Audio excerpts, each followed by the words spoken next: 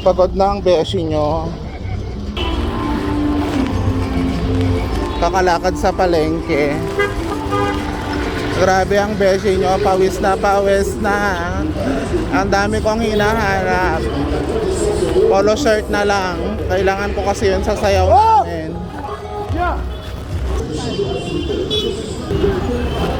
Nako, parang mababangga ako. Grabe, kasama ko si John Paul. Ayan ang mga bulaklak nila. Mga pekeng bulaklak, pero ang cute. Hawakan ko daw mabuti ang cellphone ko kasi marami daw dito snatcher at magnanakaw.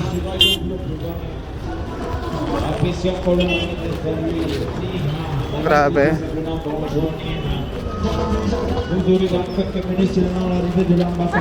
Kayo ba? Ganito rin ba kayo sa palengke? Shout out pala sa lahat ng mga nanonood ngayong araw. Sana okay lang kayo at masaya kayo sa buhay. So lalakarin namin hanggang sa pinakadulo.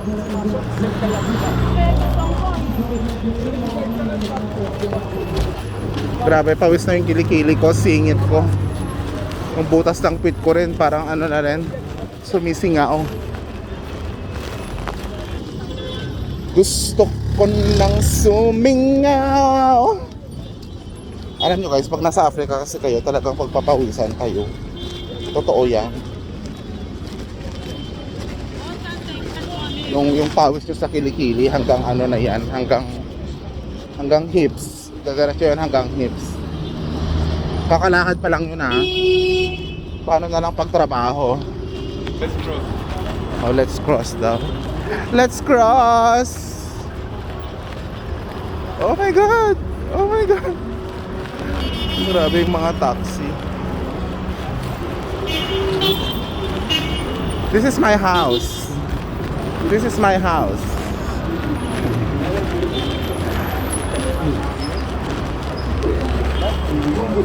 Ayan o, may mga tindahan rin ng mga Chinese. Kojeni ang pangalan, Kojeni. Western Union din pala dito kaya no. Pwede kang magpadala ng pera. Sana all maraming pera. Sana all maipinapadalang pera. Sana all kagaya ko na bokya. Sorry, we're busy. He wants you to push? Sorry, we're busy. Ano tong binebenta ni Kuya? Parang mga balat. Ay, isda. Isda na parang inihaw. Kita nyo naman guys, medyo kulang sila sa linis.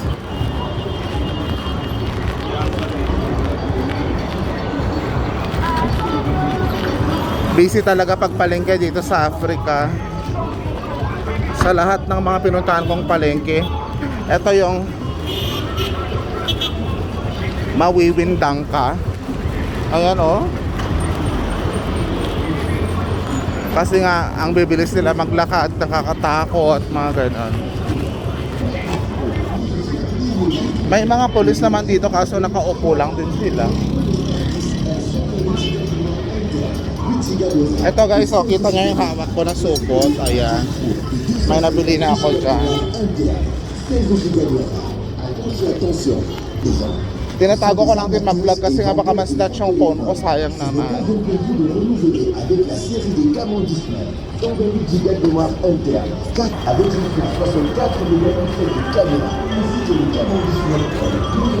Orange. Tinapay, itlog. Sige na guys, sa sunod ulit. Bye bye.